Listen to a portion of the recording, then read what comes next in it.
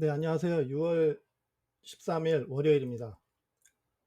이더리움의 그 이슈에 의해서 그게 지금 현재 상황에 플러스가 되면서 이제 새로운 국면으로 접어드는 움직임을 보이고 있습니다. 그 이유 중에 하나가 현재 여기 보시면은 12월 달 차트고요. 12월 차트에서 27K와 29K 요 사이가 장기적인 관점에서 봤을 때 상승과 하락의 경계 구간이라고 생각을 합니다. 따라서 27K 이하로 떨어지게 되면 장기적인 관점에서 하락 추세로 전환한다 라고 볼 수가 있고요. 29K 이상 상승을 하게 되면 장기적인 관점에서 상승 추세로 전환할 수 있다 라고 말할 수 있습니다. 따라서 27K 이하로 떨어져서 저항을 받게 되면 손익 보존을 위해서 스탑로스가 필요하고요. 그 이후 현금이 확보된 그 관점에서 21K 그렇죠? 21 21 475 지점으로 내려왔을 때 일부 매수를 하고 기다렸다가 이제 상승을 하게 되면 이제 이 부분 그러니까 27K에서 29K를 뚫고 상승을 올라갈 때 본격적인 매수를 해서 이제 수익을 보는 그러한 관점으로 보셔야 되겠습니다. 그래서 이번 주가 27K에서 버텨주는지 버티지 못하는지를 확인을 하는 게 가장 중요한 관점이 되겠습니다.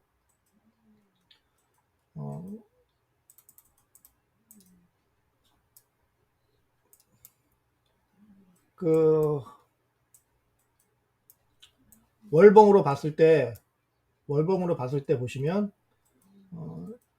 28923 부분에 장기적인 매물대 구간이 형성되어 있습니다. 그래서 이 매물대 구간이 27K와 29K에서 형성이 되어 있고요. 여기 장기적인 상승 추세선이 있습니다. 요 장기적인 상승 추세선 이상에서 지지를 받게 되면 이제 상승으로 이어질 수 있는, 그래서 이렇게 따라서 이렇게 올라가면서 이렇게 상승할 수 있는 여력은 있습니다.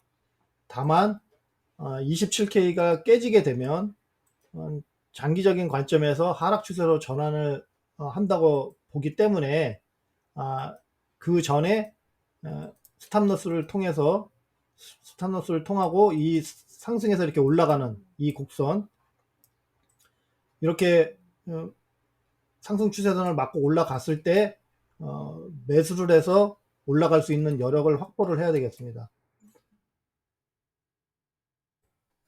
자, 그렇지 않다면 추가적으로 더 하락했을 때, 만약에 상승 추세선 밑으로 떨어지게 되면, 여기 상승 추세선 밑으로 떨어지게 되면 21K까지 떨어질 것이고요. 21K까지 떨어지게 되면 알트코인은 거의 뭐 지금의 반타작 그 이상으로 떨어질 가능성이 있습니다. 그렇게 되면 손해가 너무 크기 때문에 이때마저 27K마저 스탑로스를 하지 못하게 되면 큰 손실로 이어질 수 있다라는 걸 말씀을 드리겠습니다.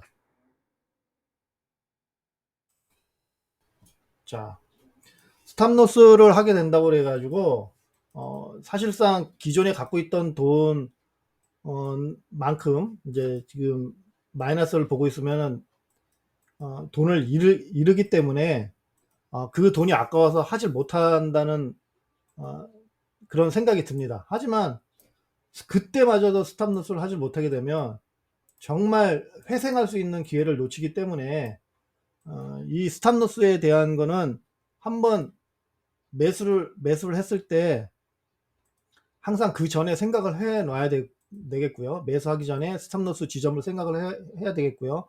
만약에 그 정한 스탑로스를 그 거래를 못하고 그냥 넘어갔다면 그 다음 스탑로스에서는 그 스탑로스를 해야 됩니다. 그러니까 손절을 해야 됩니다. 그 손절을 할 때는 이제 수익 중인 거는 수익 중일 때는 100% 손절하는 게 낫고요. 그다음 만약에 손실 중이라면 100%로 매도를 해서 손절을 하면 안 됩니다. 그러면은 100%로 저기 손실을 보기 때문에 그렇게 하시면 안 되겠고요. 손실을 보고 있는 것들은 50% 이내, 50% 이내로 손절을 하셔야 됩니다.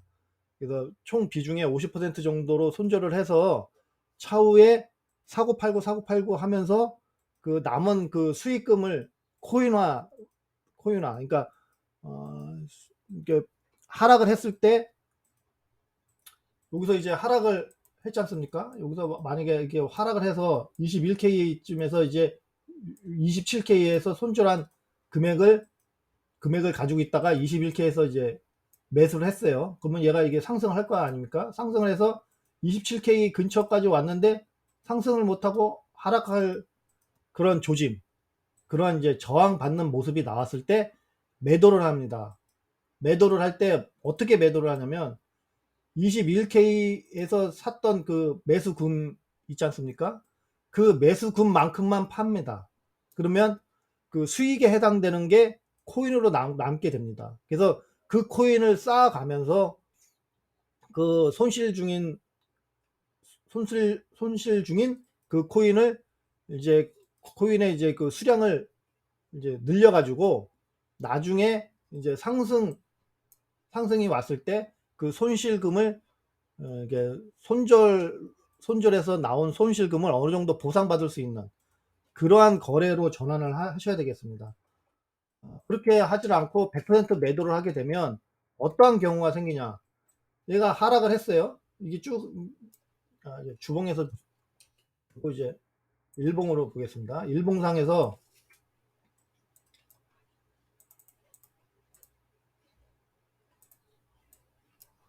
자, 여기서 이제 하락을 합니다.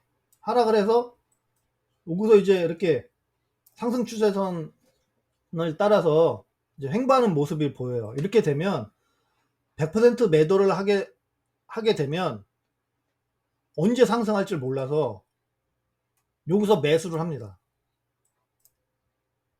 그러니까 언제 상승할 줄 모른다는 그 불안감. 그러면 이제 이중으로 손실된다는 그 불안감에 의해서 하락을 했다가 약간의 행보를 모습을 보인다던가 아니면 약간의 상승하는 모습이 보이게 되면 불안한 마음이 더 커서 매수를 하게 됩니다. 근데 이게 상승을 하면 다행인데 상승을 하지 못하고 이제 추가적으로 하락을 해요. 추가적으로 하락하게 되면 그때는 손절을 하지 못합니다. 왜냐하면 벌써 매도를 해서 큰 손실을 봤기 때문에 약간의 그 올라왔을 때 매수를 한 금액을 매도를 하지 못하고 그대로 또 그냥 가지고 있는, 그래서 이제 이중삼중의 이제 고통을 겪게 됩니다. 그렇기 때문에 손절은 이제 그 코인의 그 수익 관계에 따라서 이제 매도와 이제 그 보유 수량 이제 손절할 수 있는 그 상한선을 정해야 됩니다. 그래서 수익 중인 거는 100% 매도하는 게 맞습니다. 이제 그거를 수익 중인 거를 100%를 매도를 해야 손실 중인 거를 50% 이하로 매도했을 때 그게 수익과 손실이 이제 손실을 그만큼 줄일 수 있기 때문에 수익 중인 건 100% 매도를 해야 되는 게 맞고요. 손실인 거는 50% 이내. 그래서 뭐 한 30%라든가 뭐 20% 아니면은 최대 50%까지 이제 매도를 함으로써 이제 거기에서 이제 확보된 매도로 인해 확보된 현금을 가지고 이제 추가 하락으로 인해서 횡보하는 모습을 보이고 그 횡보하는 모습이 일정 기간 저항을 받았던 곳을 뚫고 올라올 때 요 지점에서 매수를 하게 됩니다. 그래서 이때 매수를 하면서 이때 매수는 이제 공격적인 매수입니다. 예, 공격적인 매수라는 건 뭐냐면 매도 금액을 전부 다 투자를 해서 매수를 하는 게 아니고요. 일정 부분. 그래서 그 확보된 금액에서 한 뭐 10%에서 20%, 네, 그러니까 가능하면 10% 이내로 매수를 하고요. 이제 상승을 했다가 조금이라도 하락하는 모습이 보이면 바로 매도를 합니다. 매도를 할 때는 매수한 금액만큼만 매도를 해서 수익에 해당되는 코인을 남기는 겁니다. 그래서 다시 떨어지잖아요. 그러면 다시 거기서 다시 10% 매수를 합니다. 그리고 다시 올라가면 또 다시 수익금을 뺀 나머지 원금만큼 매도를 해서 자꾸 코인을 늘려가는 방식으로 하셔야 됩니다. 그래서 하락을 할 때는 이러한 거래 방식으로 코인을 계속 늘려나가는 거고요. 이렇게 그 거래를 하게 되면 거래소에서 표시해야 하는 그 투자 거래, 투자 내역 있지 않습니까? 투자 내역에 있는 그 평균 단가는 무시하셔야 됩니다. 왜냐면 이게 그게 맞지를 않습니다. 이제 그렇게 거래를 하게 되면 그 거래소에서 뭐 보여주는 그런 투자 내역은 맞지는 않고요. 그 평균가는 맞지를 않습니다. 그래서 그거를 무시를 하시고요. 이제 코인 수가 늘어나는지를 보시면 되겠습니다. 내가 이렇게 매도를 해가지고 얻어지는 코인 수가 늘어나는지. 그래서 그 코인 수가 늘어나게 되면 이제 수익으로, 그러니까 상승 추세로 전환됐을 때 이제 수익으로 이제 보답을 받게 되겠습니다. 자, 그래서 현재 27K 요 지금 상황이 참 불안한 상황입니다. 지금 왔다 갔다 하고요. 이 불안한 상황에 조금이라도 이익을 보기 위해서는 이제 상승했을 때 이제 매도를 하는 게 낫고요. 지금은 하락을 했습니다. 자, 지금은 하락을 해서 지금 밑에 있습니다. 그래서 가장 보기 힘든 게 뭐냐면 이 지지와 저항을 어떻게 확인하느냐입니다. 그게 쉽지 않습니다. 이게 지금 지금 1시간 차트지만 지지와 저항은 일봉 차트를 기준으로 보시는 게 가장 그래도 낫습니다. 일봉 차트로 해서 지금 이게 28K, 예를 들어서 28K를 밑으로 깨고 내려왔어요. 깨고 내려왔으면 지금 28K에서 지지를 받아야 되는데 지지를 받지 못하고 지금 하락을 해서 여기서 종가가 생겼습니다. 종가가 생겼어요. 근데 종가가 생겼으니까 지지가 깨진 거죠. 깨졌는데 그 다음날 이제 올라가서 28K 위에서 이제 종가가 생겼잖아요. 이렇게 되면은 이거는 지지를 받은 겁니다. 근데 만약에 여기서는 지금 없네요. 여기서는 지금 없으니까 1시간봉 차트로 봐서 이 1시간 차트가 이제 일봉이라고 가정하겠습니다. 일봉이라고 가정을 하고요. 여기 보게 되면 자, 얘도 마찬가지고요. 그렇게 깨지는 게 있을 건데요.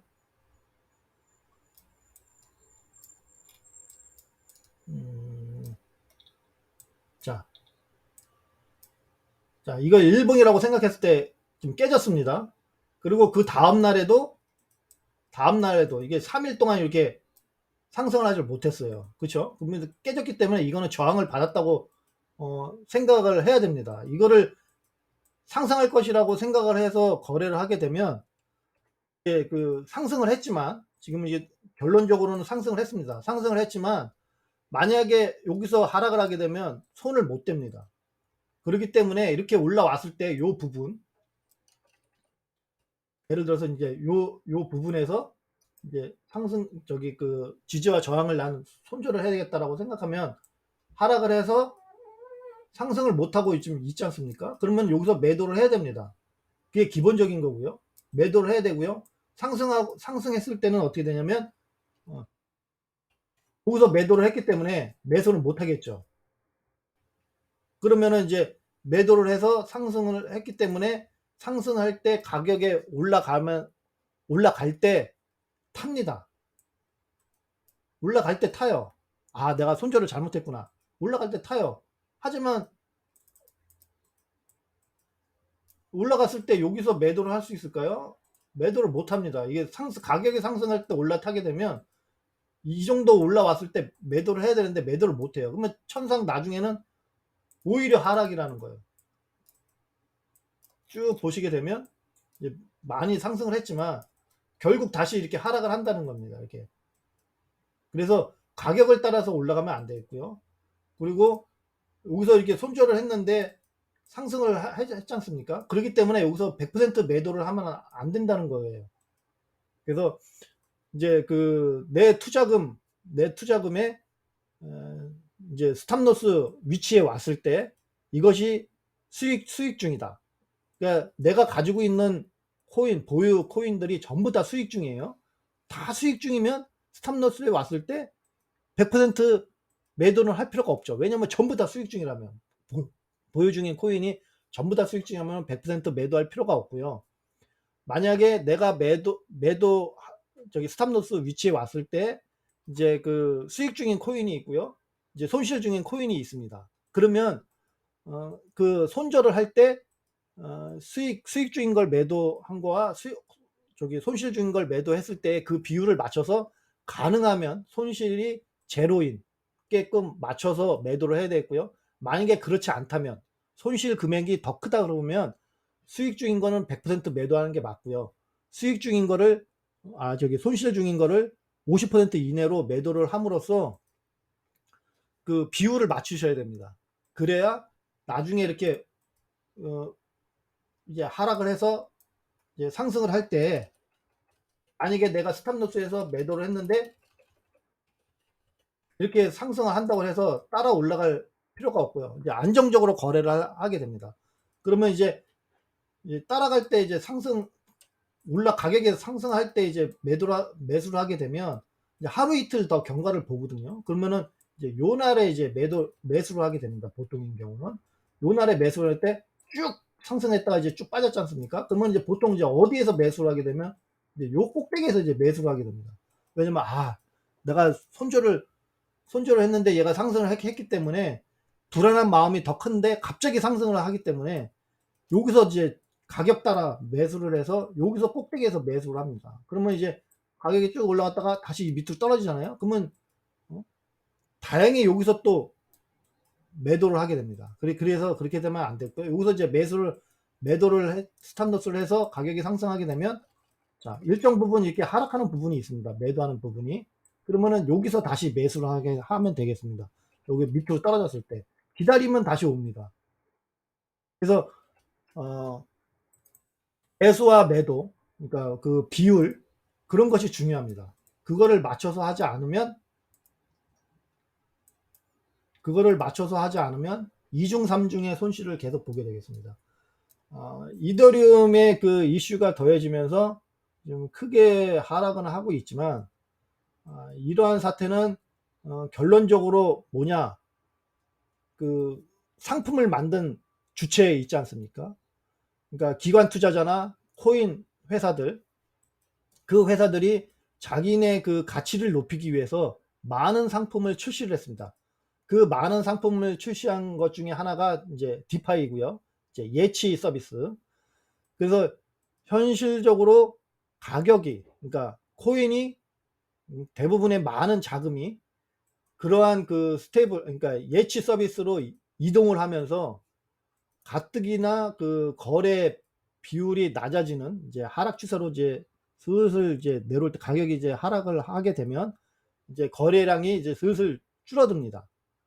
이제 줄어드는데 그 자금을 그 새롭게 형성된 그 예치 서비스로 자금이 이동을 하면서 현재와 같은 그런 그 코인 시장의 문제점을 드러내고 있습니다.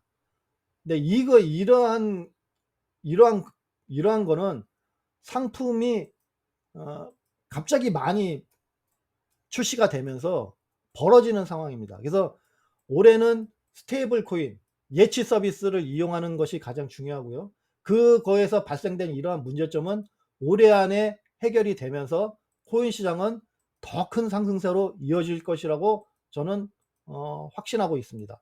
그러니까 이번 사태에서 중요한 것은 현금화할 수 있는 그런 비중과 그런 위치를 잘 잡아서 거래를 진행하셔야 된다는 말씀입니다. 좋은 하루 되십시오. 감사합니다.